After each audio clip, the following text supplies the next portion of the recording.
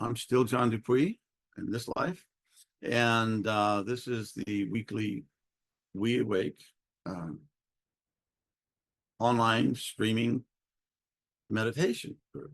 So we've been doing it for years now, and we do it because, well, we feel that we're supposed to. And the feedback that we get from folks is, okay, this is what we're here for. We're here for service, and it seems to help. So anyway, God bless everybody. And today we are doing digital acupuncture and track 3, which is Delta. Okay, this is really interesting. It's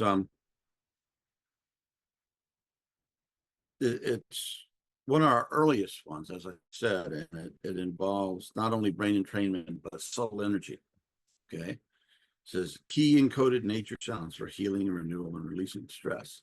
So the subtle energy thing is difficult because it's it's hard to explain why it works, but it seems to.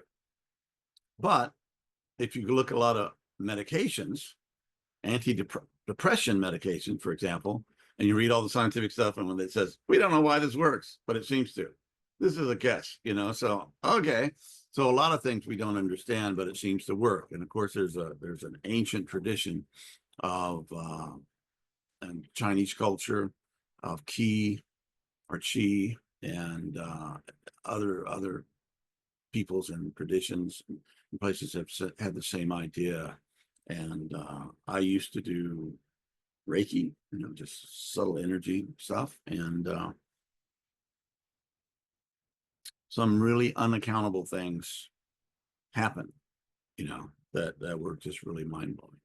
There were people that got healed, and maybe it was not me, maybe it just coincidentally that I was there, but things happen. So I take this stuff very seriously. And of course, I did martial arts for quite a few years. And you have the outward martial arts, which is like strong muscle tone, and then you have the kung fu, which is soft but extremely powerful, that uses this chi energy, uses subtle energy.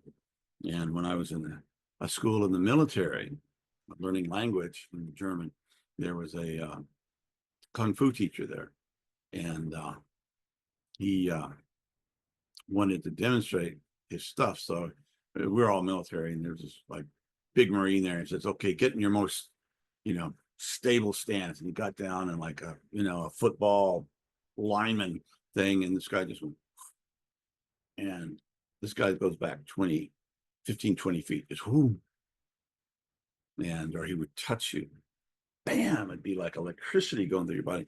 And then you get a bruise the next day on the opposite side of the arm where he did. So anyway, I've had demonstrations and experiences of this. So all that to say, this recording has not only brain entrainment, but also has a subtle energy thing. And I listen to it a lot. I've used it a lot over the years, and I really like it. So it's only 20 minutes, and there's three parts to this. Alpha, theta, and delta, and we're doing delta just cause. And so anyway, let's see if we can, in this meditation, experience the subtle energy, the non-conceptual awareness that is always there, that seems to be who we are, beyond the personality, just our memories, our thoughts, our experiences, our stories, all the stuff that makes up this ego, which is it's real, you know, but it's not absolute by any means. It's not deeply who we are. We are, and you know, it took the universe billions of years to develop a really screwed up ego. So be proud of it. It's not easy, but we've been working on it for a while. So that's a bit strange. So why don't we just meditate, and we'll get into it.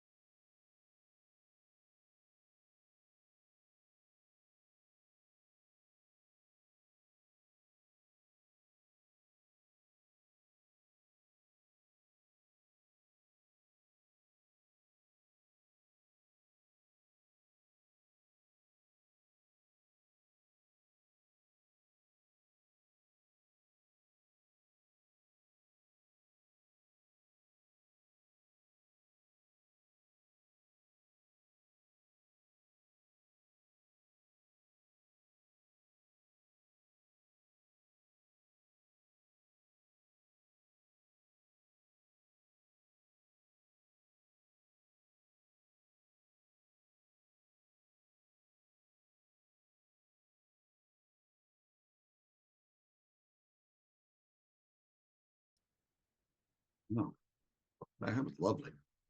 Really, really liked that. Brought me back.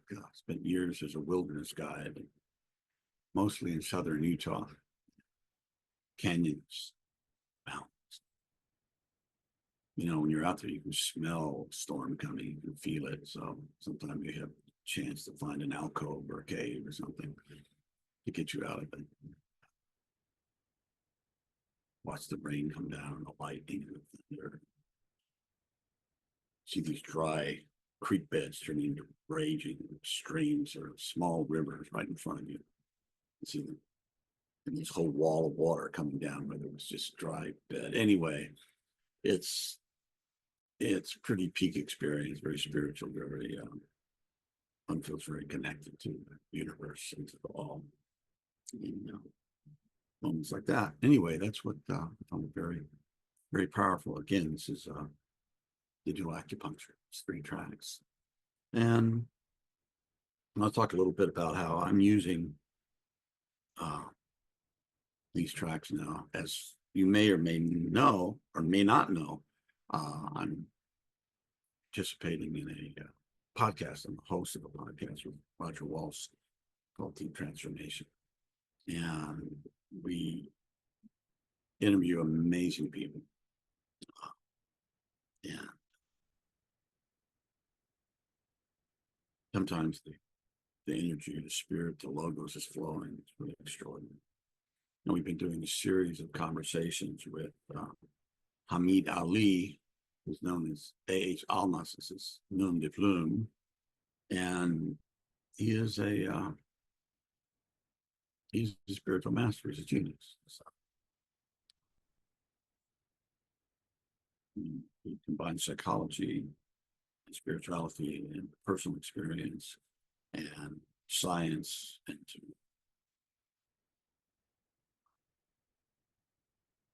a stream of wisdom. So Roger's gone for a couple of months, retreat. So it's given me time to catch up and study. And so what I do, I'm reading a little fragmentary autobiography. And I can only get 3 or 4 pages done. It's just underline, taking notes, whatever. But I put on the brain and training that helps me get into a receptive, open space to deal with some of this just mysterious, ineffable, powerful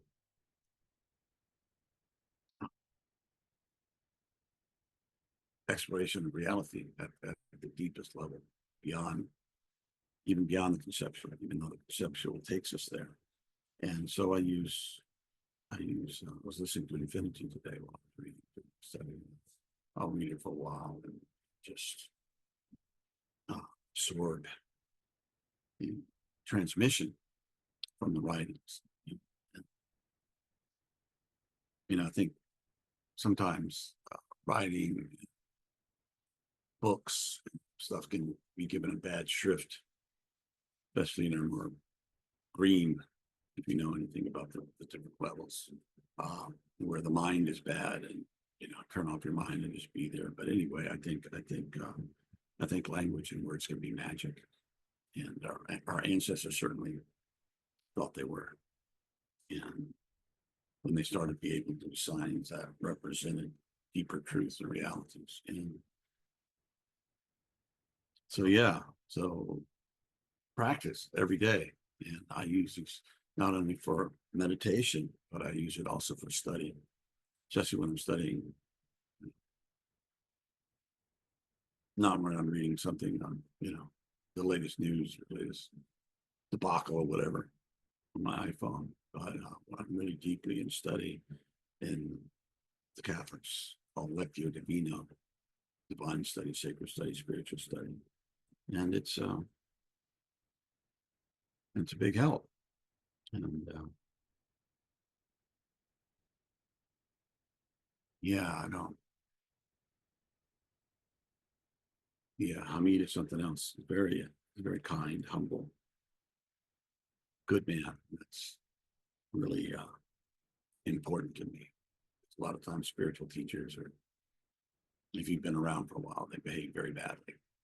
And are they really enlightened?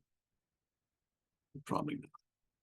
Have they had realizations of a deeper reality? Possibly. But if you don't walk through realization or actualize what's coming through, what good? Not much good. It just hurts people and makes your ego a bigger problem. And our egos should be our servants, not our masters. And I think that's a lot what spiritual work does, is gets you to a place deeper than your ego. It doesn't eliminate the ego, your personal self, but it gets you away from the kind of just constructed self of ideas and your history and all these external things, and gives you this sense of who you are. But that can really get in the way of who you really are. But there is a real you there. And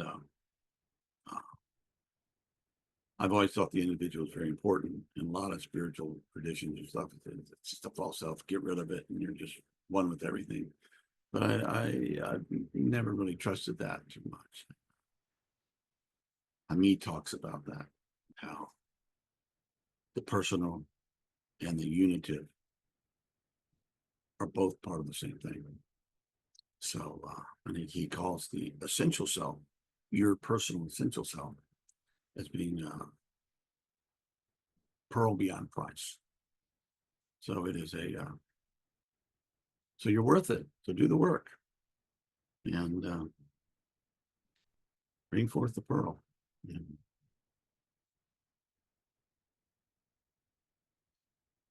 polish, the diamond, make the coal of your ego into a diamond that is translucent, and bring forth love and goodness and the essential stuff that being manifests. It's really essential. Things are made up.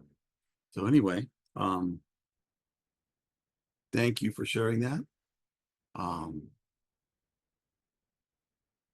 Spend time outside and commit to a daily practice, inner practice.